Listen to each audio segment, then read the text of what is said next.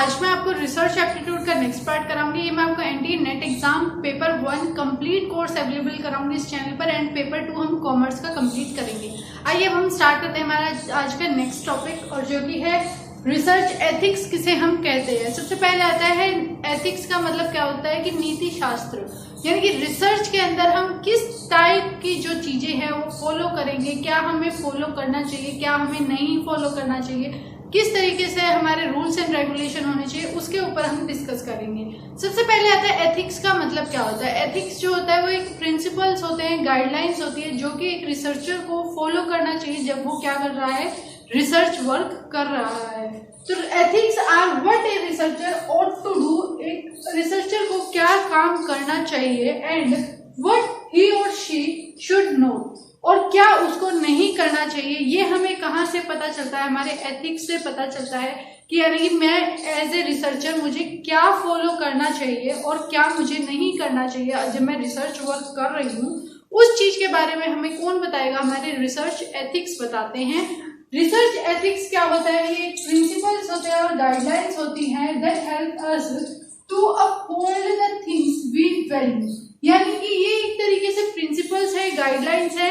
जब हम रिसर्च कर रहे हैं, जिस टॉपिक पर हम रिसर्च कर रहे हैं उस टाइम पर हमें क्या प्रिंसिपल्स, क्या गाइडलाइंस वगैरह हमें फॉलो करनी चाहिए, ये हमें हमारे रिसर्च एथिक्स बताते हैं। अब रिसर्च एथिक्स किस चीज में हमें हेल्प करते हैं, ये हेल्प करते हैं हमें promoting the aim of the research, यानी कि जो हमारा एम है रिसर्च का उसको और आगे लेके जाने में, प्रमोट करने में, अच्छी तरीके से हम सफलता उसके अंदर हासिल कर पाए, उसमें हमें ये क्या करते हैं, हेल्प करते हैं।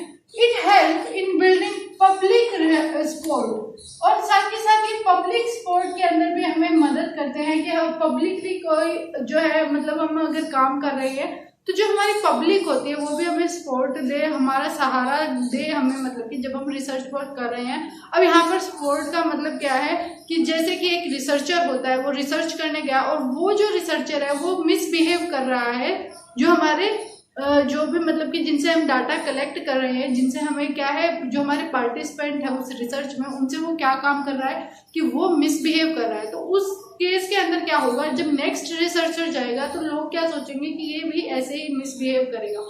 तो एथिक्स क्या होते हैं, ये हेल्प करते हैं कि हम अपनी जो है, हमें जो है पब्लिक सपोर्ट मिल पाए, ये हेल्प करेंगे। अगर आप एक प्रॉपरली गाइडलाइन फॉलो करेंगे, प्रिंसिपल्स को फॉलो करेंगे, तो ये हमें मदद करेंगे पब्लिक का सपोर्ट गेन करने में। नेक्स्ट आता है it holds the researcher accountable to the public in the society. वही सेम चीज है कि ये अकाउंटेबल मानते हैं, रिसर्चर को बनाते हैं। एथिक्स अगर हम फॉलो करते हैं कि जो पब्लिक और सोसाइटी है उसके अंदर हमें जो है रिसर्चर को अकाउंटेबल बनाते हैं। नेक्स्ट आता है it help in bringing out the real facts.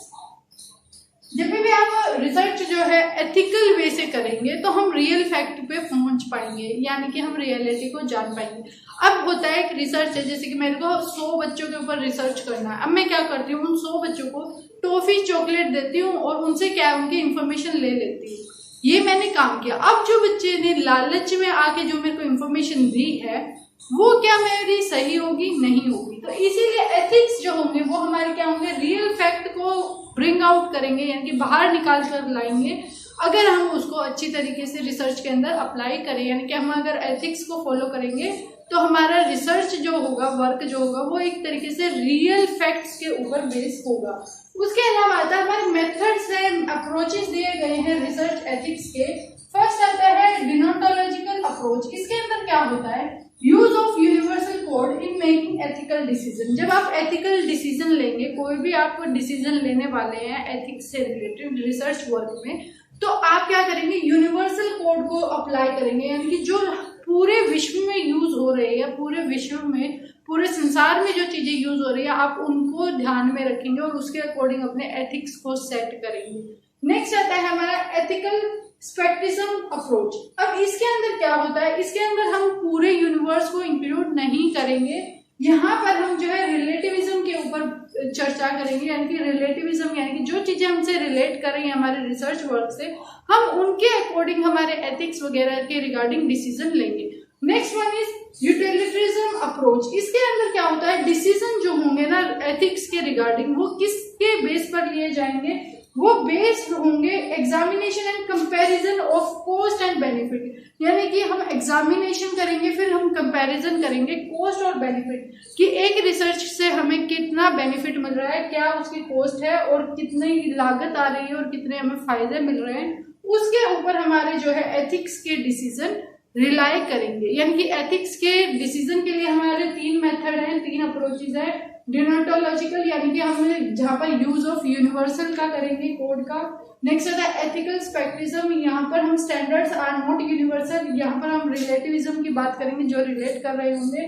Next आता है यूटिलिटेरिज्म, यानी कि इसमें हम एग्जामिन करेंगे, कंपैरिजन करेंगे किसके बेस पर, कॉस्ट और बेनिफिट के बेस पर, और उसके अकॉर्डिंग हम जो है क्या करेंगे, हमारे एथिक्स को सेट करेंगे, जो भी हमारा डिसीजन होगा उसको हम सेट करेंगे।